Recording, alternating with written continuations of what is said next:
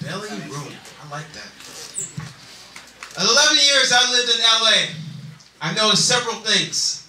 First thing I've noticed, that it's okay to be late in this town. I used to think it was a black thing, but it's not.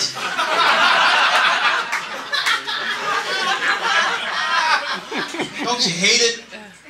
When you call your friend, it's like, man, where you at? Oh man, I just left, man. I'll be there 5 minutes. 5 minutes. What takes 5 minutes in this town? Just to get to your car? So I was like, dude, if like a half hour later he gets there. I'm like, dude, where you been, man? Oh man, traffic. Dude, you live across the street.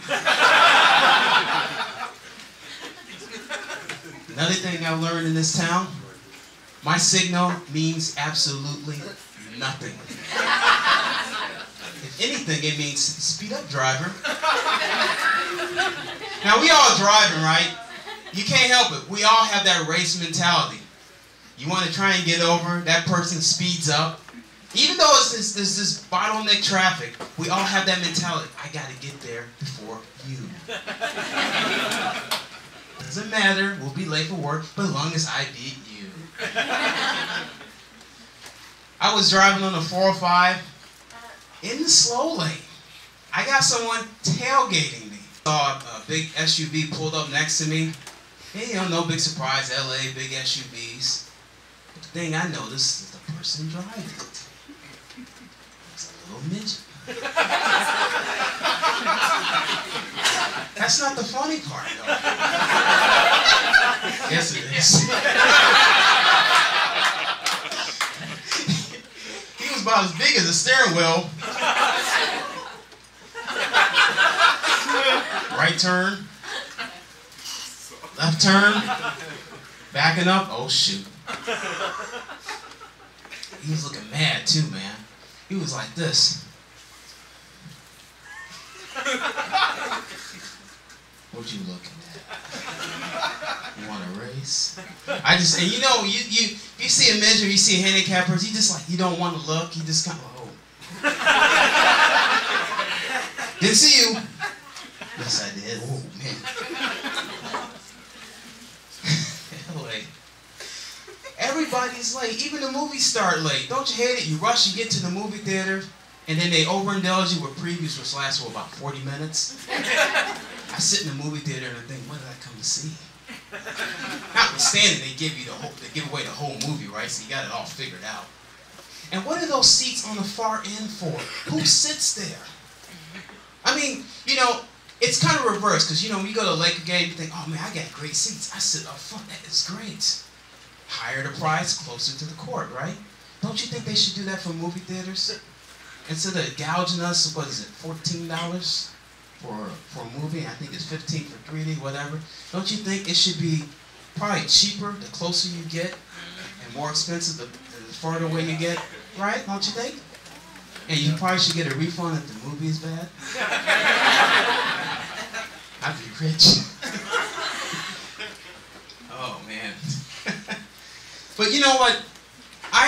You know, it's 2010, and I feel kind of gypped because growing up, we all envisioned 2010 like flying cars, right? Where are the flying cars at? I mean, you know, the whole thing, the Jetsons and all like that, the little space pod bubbles and things like that. But we seem to be going backwards, you know? I mean, everything retro is like cool. Pretty soon a friend's going to invite me over for a movie night. We're going to watch movies on a VHS. Nothing that is wrong with VHS. You know, you had to rewind on a VHS. Yeah. Wait a minute. Yeah. Oh, shoot, I went back too far. Wait a minute. I have no problem with that. I like using the old things. Just let's not go back too far. I want to wake up one day, read the paper saying that slavery is cool again. Pretty mood in Antarctica. No, but you know, 2010, right? You think, you know, okay, come on now, this isn't getting old. We're not going anywhere. We're not. But it's elevated to a new level now. I mean, I was walking down the street, and hey, look, I look about as threatening as a 6-year-old kid. Okay, minus the goatee. I'm walking down the street, and I'm used to women just kind of, whatever. In broad daylight, like, what am I going to do? I remember I'm carrying groceries, and the ladies just kind of go, what am I going to do? Drop the groceries down? Give me your wallet. Wait a minute. Bread kind of coming out of my wallet. Now, here's the thing that got me one day. I was walking down the street, minding my own business. Ladies walking a little dog. I'm walking. Dog was like this.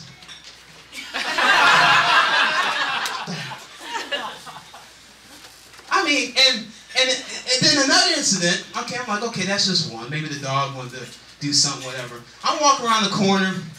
The guy was walking his dog. I think it was a boxer. Walking. Dog's like, whoa, whoa, whoa, whoa, whoa, whoa, whoa. I'm like, right, that thing's on a leash. And believe it or not, the following week, I ran into the same guy again. And guess what happened?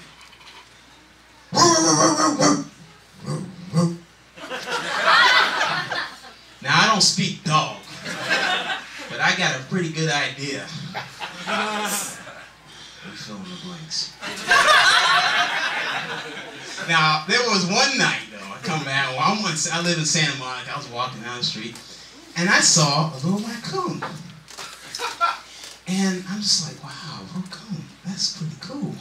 Raccoon looked at me like this. Why